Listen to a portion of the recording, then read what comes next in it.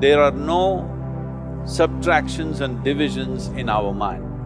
There is only addition and multiplication.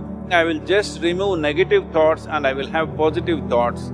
All the best, it's not going to work. It's just that you need to pay little attention as to how it functions. You will see there is a distinction between what is you and what you have gathered.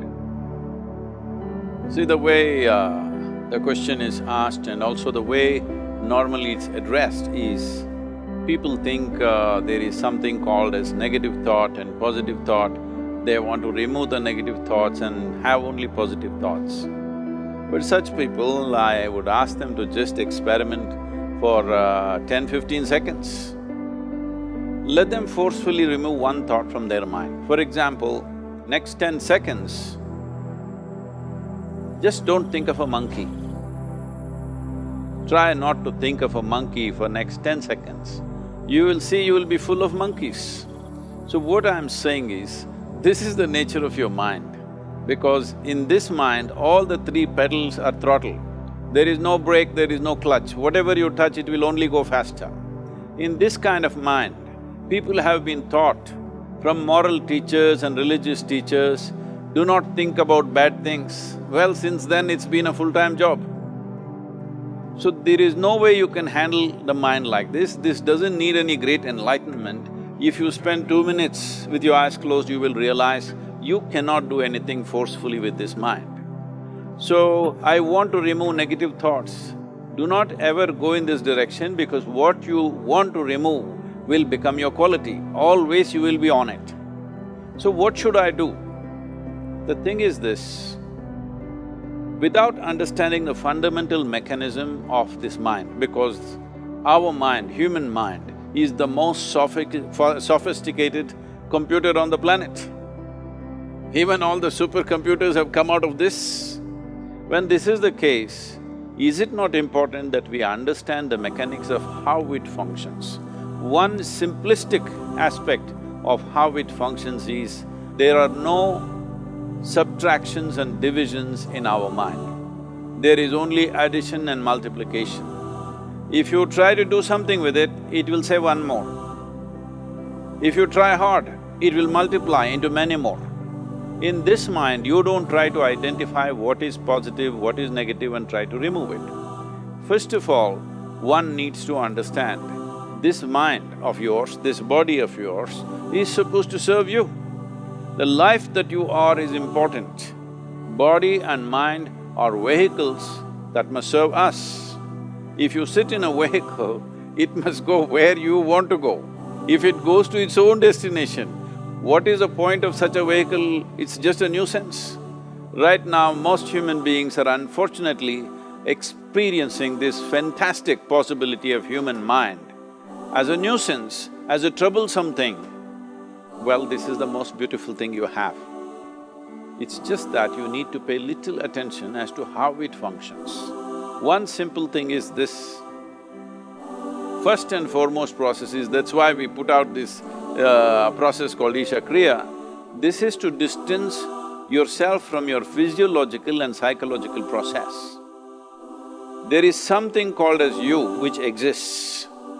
This is not a composite of all your thoughts and emotions and physiological processes. Beyond that, there is you. If you close your eyes, even if you cannot see anything, you're still there. It is through the window of your eyes that you're looking out, but if you close your eyes, it doesn't mean that you don't exist, you still exist. So beyond your thought, you still exist, beyond your emotion, you still exist. So that you, the life that you are, this has to come into your experience.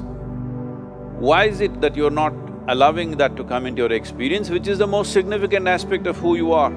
Who you are right now, the most significant aspect is, you and me are alive right now, this is it.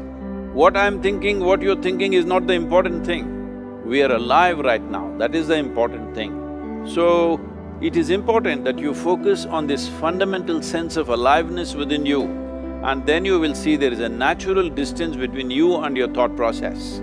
Once there is a distance between your psychological process and your physiological process, this is the end of suffering.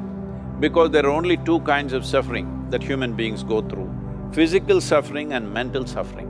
Once you create a little space between you and your mind, between you and your body, this is the end of suffering. This is something every human being has to experience and know, otherwise thinking I will just remove negative thoughts and I will have positive thoughts, all the best, it's not going to work 100%, it's not going to work because nobody can remove it, they can avoid it for some time. So when negative thoughts come, you say Ram Ram, Shiva Shiva, whatever you want, but this is just avoiding, it's not gone. The moment you stop that, it will pop back with great force, otherwise it'll come back in your dreams. So it's very important, first of all you need to understand your anger, your resentment, your fear, your anxieties, the negativity that you generate. Generally resentment, anger, it is always directed towards somebody. But we need to understand this is poisons that we are drinking and expecting somebody else to die. Fortunately, life doesn't work like that. If I drink poison, I die. If I drink poison, you don't die. So, we need to understand this. When I say poison, today you can have yourself chemically analyzed. Right now, what is your blood work, what it says? 5 minutes of intense anger, check your blood work and see, there will be lots of negative elements in it, literally you're poisoning yourself. So, do you want to poison yourself? Definitely not. Now the very question is coming from certain helplessness, what shall I do? Don't do anything. Just sit back and just concern yourself with something which is a life process. Maybe your heartbeat, maybe your breath, maybe just a sensation of being alive. Depending upon how sensitive or how perceptive you are, accordingly, find something. It could be a sensation in the body, it could be breath, it could be heartbeat, it could be anything, something which indicates life to you. Just pay attention to that for some time.